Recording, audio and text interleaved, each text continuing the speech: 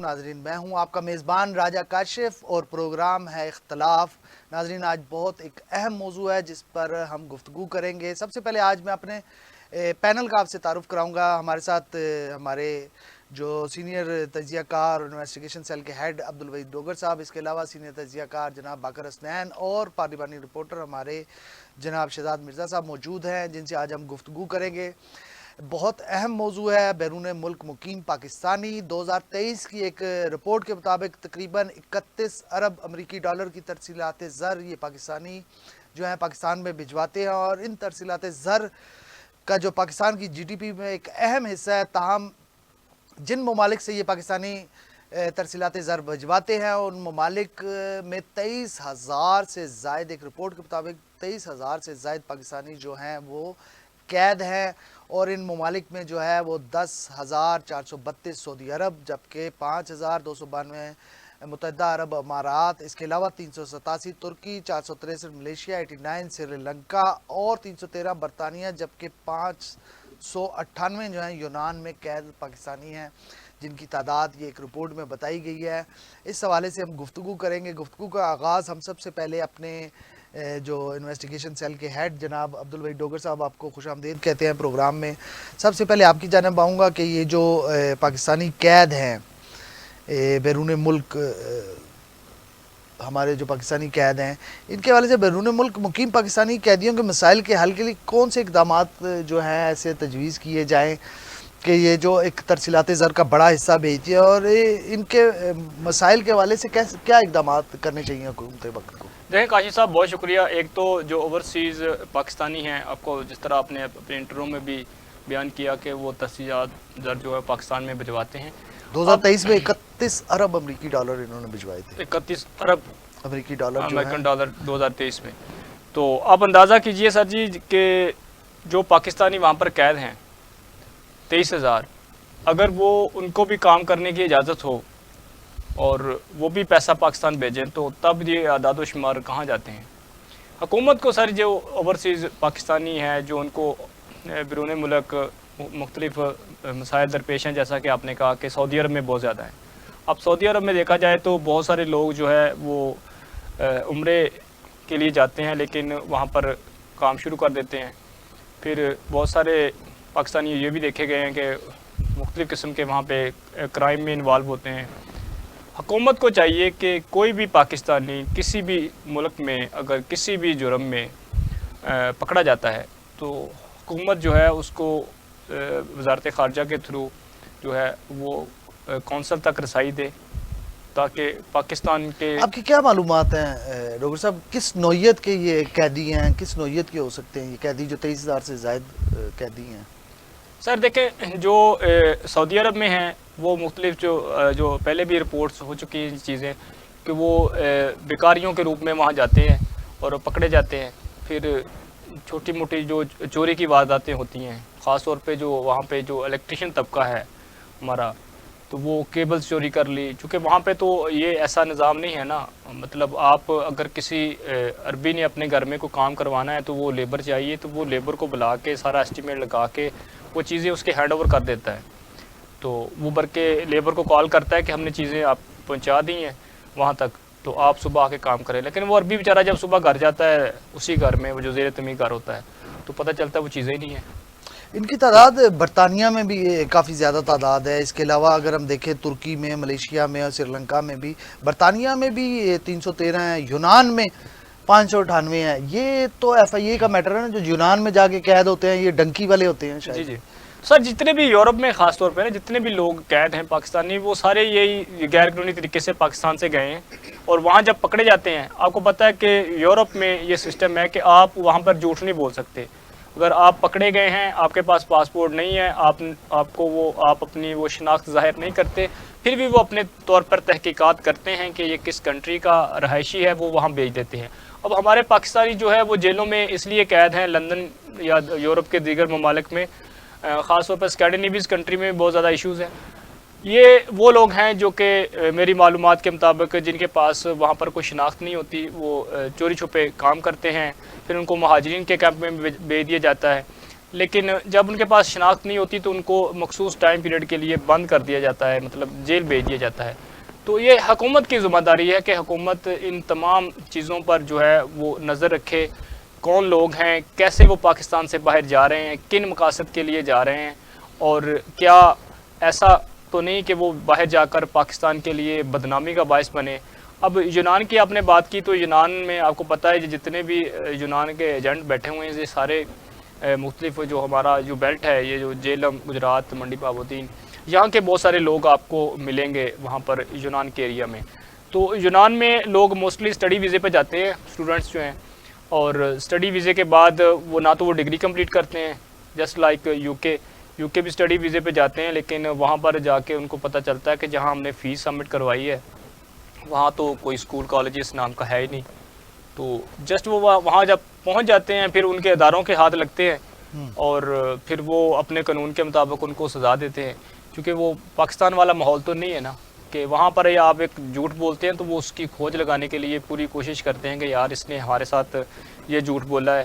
بعد ایسے بھی ہم نے دیکھے ہیں کہ وہ وہاں پر اپنی جب شناخت اظہار نہیں کرتے تو ان کو پہلے ہندوستان بھیجتے ہیں, وہ پھر وہ پاکستان بھیجتے ہیں, پھر وہ دیکھتے ہیں کہ ان کے پاس ان کا ڈیٹا ہے. بعض اوقات ایسا بھی ہوتا ہے کہ وہ پاکستان بھی کہتے ہیں ہمارا یہ شہری نہیں ہے, ہندوستان بھی کہتا ہے یہ ہمارا شہری نہیں ہے, ان کو لے جا کے پھر وہ جیل میں بند کر دیتے ہیں. باقر یہ بتائیں, یہ جو 31 ارب امریکی ڈالر 2023 میں ان پاکستانیوں نے بھجوائے تھے, وہ پاکستانی تو چلیں ہم مانتے ہیں کہ نہیں ہے, جو 23,000 سے زائد ہیں, لیکن آخر یہ پاکستانی نے قانونی معاونت, جیسے ڈوگر صاحب نے بتایا کہ یہ مختلف جرائم میں بھی ملوث افراد ہیں, وہاں پہ وہ زیر حراست ہیں, ان کے اگر مقدمات چل رہے ہیں تو ان کو مقدمات سے بری کرانا, پاکستان واپس لانا, یہ کیسے ممکن ہوگا اور کیسے حکومت وقت اس پہ کیوں نہیں اس پہ جو ہے. راجہ کاشف بہت شکریہ آپ کا.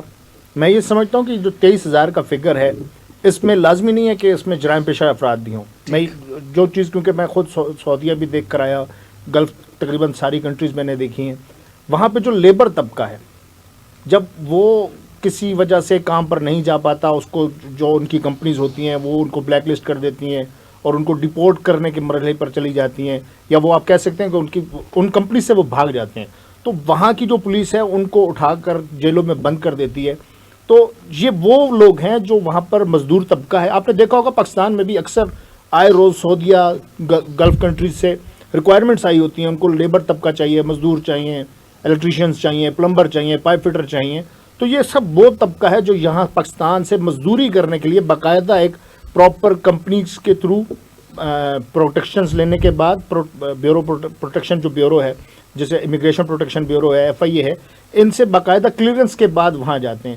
جس طرح ڈوگر صاحب کہہ رہے ہیں کہ وہاں پہ الیکٹریشینز چوریاں کرتے ہوں گے, اس میں نو ایشو, نو ڈاؤٹ, لیکن آپ یہ نہیں کہہ سکتے کہ وہاں پہ زیادہ جو تعداد ہے وہ چوروں کی ہے یا جرائم پیشہ افراد کی ہے.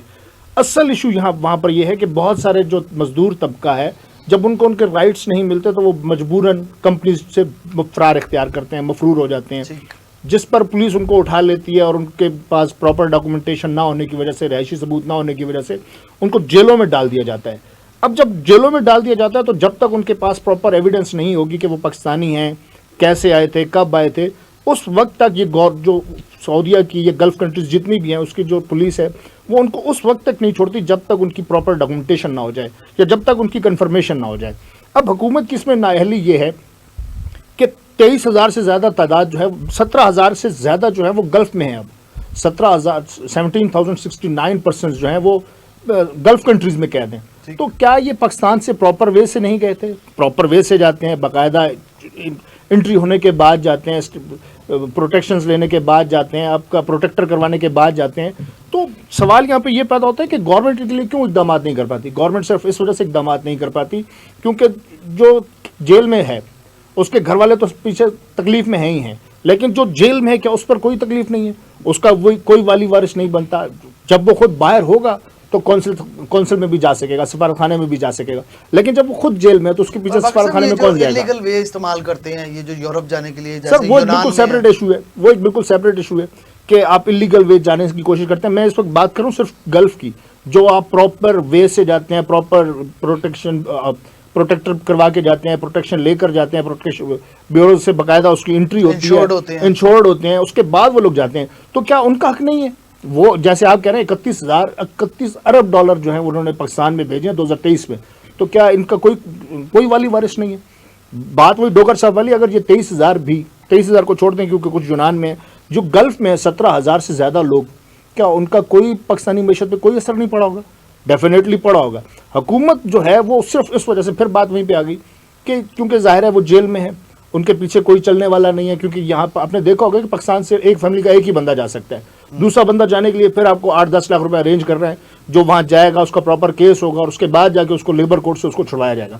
المیہ یہ ہے کہ پاکستان کی جانب سے سفارت خانے کو ڈیٹیل نہیں دی جاتی، یا سفارت خانے کی جانب سے پاکستان کو ڈیٹیل نہیں دی جاتی کہ جی ہمارے اتنے لوگ قید ہیں، یہ مسائل ہیں ان کے. اب کوئی میں مزے کی بات بتاؤں، یہ میں اپنی آپ بیتی ہے. میرے ایک ریلیٹیو ہیں، وہ ایک کمپنی میں کام کر رہے تھے، وہاں سے وہ بھاگ گئے. 3 مہینے یا 4 مہینے انہوں نے وہاں پہ جیل کاٹی. جیل کاٹنے کے بعد جب ان سے پراپر ڈاکومنٹس وغیرہ مانگے گئے تو ان کا جو پاسپورٹ تھا وہ بھی دھل چکا تھا. 4 مہینوں بعد ان کو سعودیہ سے ڈیپورٹ کیا گیا اور کراچی پھینکا گیا. اب ہونا تو یہ چاہیے تھا کہ جس کو ڈیپورٹ سعودیہ حکام کر رہا ہے، گلف کنٹریز کوئی بھی اس کو ڈیپورٹ کر رہی ہیں، تو ہونا تو یہ چاہیے تھا کہ اس کو پاکستان کی کسٹڈی میں دیا جاتا، پاکستان کو انفارم کر کے دیا جاتا کہ آپ کا فلانا بندہ ہے، اس کو چیک کریں، اس کی ریکوائرمنٹ پوری کریں اور اس کے بعد آپ کے حوالے کرتے ہیں. لیکن المیہ یہ ہے کہ سفارت خانے، کونسل خانے اور پاکستان جو حکومتی احکامات ہیں، حکومتی عہدیدار ہیں، وہ اس معاملے میں بالکل غیر سنجیدہ ہیں. اب دیکھیں 17,000 سے زائد لوگ جو ہیں وہ گلف میں سڑ رہے ہیں، گلف کی جیلوں میں سڑ رہے ہیں. عمان، قطر، کویت، بحرین، سعودیہ، یو اے ای، 17,000 سے زائد لوگ ادھر قید ہیں. تو کیا وہ انسان نہیں ہے؟ آپ پاکستانیوں کو بھی چھوڑ دیں، کیا وہ انسان نہیں ہے؟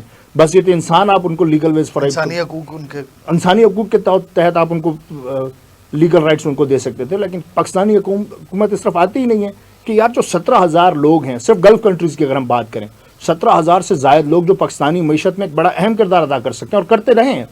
چلیں اب ان پر کوئی مسائل آ گئے ہیں، 10,432 اگر سعودیہ میں قید ہیں، 371 بحرین میں ہیں، 59 کویت میں ہیں، 578 عمان میں ہیں، 338 قطر میں ہیں. تو کیا ان کا حق نہیں ہے کہ بحیثیت پاکستانی قوم ان کے لیے سٹینڈ کیا جائے، ان کے لیے آواز بلند کی جائے؟ صرف مسائل یہاں پہ ہیں کہ جو گورنمنٹ ہے وہ اس معاملے پر سنجیدہ نہیں ہوتی.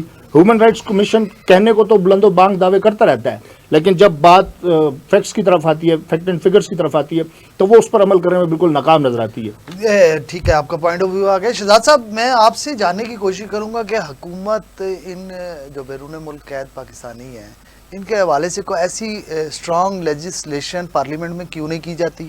ایک تو یہ ہمیں بتا دیں. دوسرا ہمیں بتا دیں کہ یہ حکومتی اقدامات آیا ان فیوچر کوئی ایسے لینے جا رہے ہیں یا نہیں لینے جا رہے؟ جیسے باقر نے بڑی تفصیلاً ہمیں بتایا کہ یہ 17,000 جو گلف میں ہیں وہ باقاعدہ ادھر سے ویزا پروسیس کرنے کے بعد، پروٹیکشن لینے کے بعد، انشورڈ ہونے کے بعد گئے ہیں. تو وہ جو انہوں نے ادھر پیسے خرچے اس سارے عمل کے لیے، بعد ازام انہوں نے وہاں سے بھی ترسیلات زر بھیجی، تو کیا ان کا اتنا بھی قانونی رائٹ نہیں بنتا کہ پارلیمنٹ اس کے بارے میں کوئی لیجسلیشن کرے یا کوئی فنڈز مختص کرے؟ حکومت وقت اس حوالے سے کیا کر رہی ہے؟ جی بہت شکریہ کاشف صاحب. بات یہ ہے کہ جتنے بھی یہ گلف کنٹریز ہیں وہ ایک تو ہمارے ہمسایہ ملک ہیں، انہوں نے پاکستان کے ساتھ وقتاً فوقتاً کافی معاملات پر جو ہے وہ ساتھ دیا ہے. تو ایسی بات نہیں ہے کہ انہوں نے بلا وجہ جو پاکستانی ہیں ان کو حراست میں رکھا ہے یا قید کیا ہوا ہے. ان میں کئی ایسے پاکستانی ہیں جن کی کفالت جو وہاں ان کے کفیل ہوتے ہیں، ان کا ایک ویزا ہوتا ہے مخصوص مدت کے لیے جو وزارت خارجہ کی اپروول سے ہوتا ہے، کسی کا 1 سال کا، کسی کا 2 سال کا.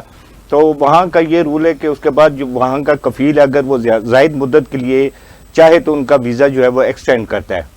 اچھا، اس میں یہاں پر یہ بھی ہوتا ہے کہ جس وقت ایک کفیل کا ویزا مکمل ہو جاتا ہے تو وہ اس کو وہاں سے نوکری سے برخاست کرتا ہے، اس سے 1 ہفتہ قبل جو ہے اس کا پاسپورٹ دیا جاتا ہے. وہ اس کا پاسپورٹ پاکستانی جو بندہ ہوتا ہے اس کا پاسپورٹ ان کے پاس ہوتا ہے.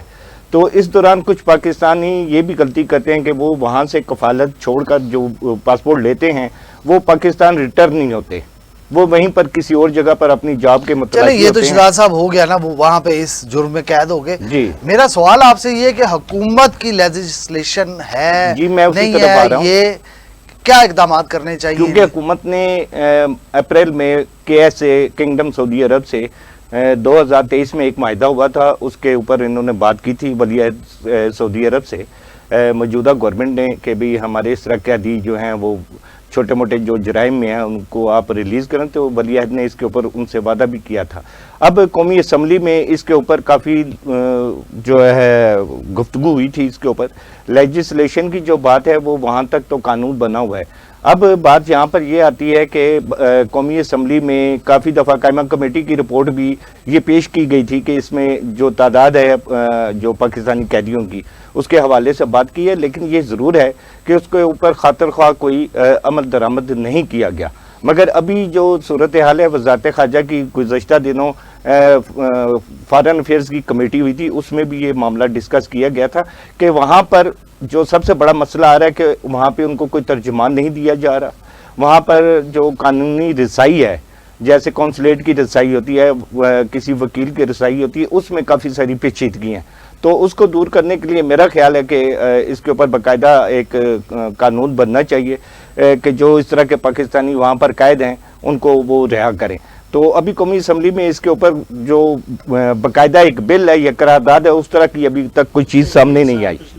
मिर्जा साहब कह रहे हैं कि पिछले साल 2023 में उन्होंने डिस्कस किया था और बिल अभी तक पास नहीं हुआ। बात सिर्फ उतनी सी है कि आपका इंटरेस्ट कितना है? इंटरेस्ट कितना है आप मुझे बताएं। जो बेगुनाह कैद हैं, जेलों में हैं, घर वालों से दूर हैं, तारकीन वतन हैं, ज़र मुबादला कमाने पाकिस्तान से गए हुए थे, पाकिस्तान को कसीर ज़र मुबादला भी भेजते रहे, तो क्या उनके लिए आप कोई इक़दाम नहीं कर सकते?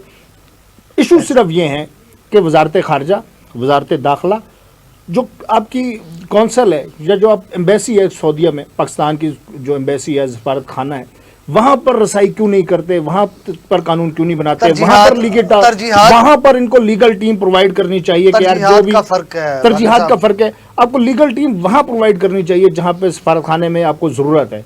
आप मुझे, मैं मज़े की बात बताऊँ, आप पासपोर्ट बनवाने चले जाएँ सफारत खाने, आपको 6-6 मिनट टाइम नहीं मिलता। सुबह 3 बजे जाके आप लाइन में लगते हैं, तब जाके आपका पासपोर्ट बनता है। ये वो बुनियादी मसाइल हैं जो ह्यूमन राइट्स की भी, सफारत खानों की भी ट्रेनिंग करने की जरूरत है उस हवाले से कि वहाँ बैठ के वो जो कैद पाकिस्तानी है उनको माली मावनत भी फराहम करें, ना सिर्फ बल्कि कानूनी मावनत भी उन्हें फराहम। सफारत खाने का मकसद ही यही होता है कि जो तारकीन वतन पाकिस्तान छोड़कर पाकिस्तान की मईशत के लिए अपने प्यारों से दूर है, ठीक है, वो अपनी बेहतरी के लिए, अपने मुस्तकबिल के लिए प्यारों से दूर है, लेकिन उस दूरी से पाकिस्तान को भी फ़ायदा होता है। जब आपका पैसा पाकिस्तान में आएगा, लेट्स सपोज मैं 1 लाख रुपए पाकिस्तान सऊदीया से भेज देता हूँ, उस 1 लाख रुपए में अगर 5,000 टैक्स कट जाता है या 7,000 टैक्स कट जाता है, तो किसका फ़ायदा है? गवर्नमेंट ऑफ पाकिस्तान का।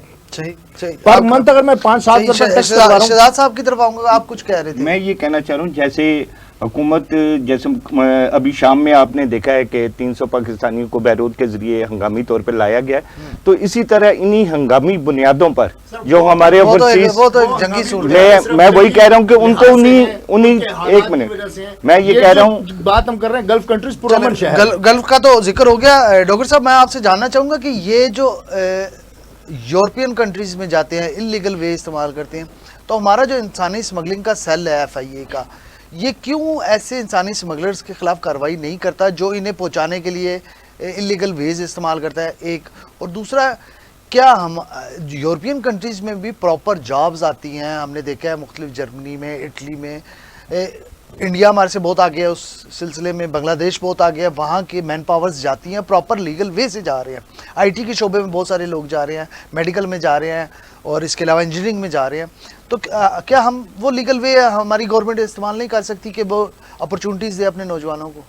सर देखें काशिफ साहब, बात ये है कि हमारे यहाँ लोग जो हैं हर कोई शॉर्टकट के चक्कर में है, मतलब मेहनत कोई करना नहीं चाहता, और शॉर्टकट में लोग कहते हैं कि मैं बस कम टाइम में जो है ना वो कहीं का कहीं पहुंच जाऊं, मतलब, लेकिन ऐसा होता नहीं है, मुमकिन नहीं है। आपको कोई भी फील्ड है, प्राइवेट सेक्टर में या गवर्नमेंट सेक्टर में, आपको पी काटनी पड़ती है।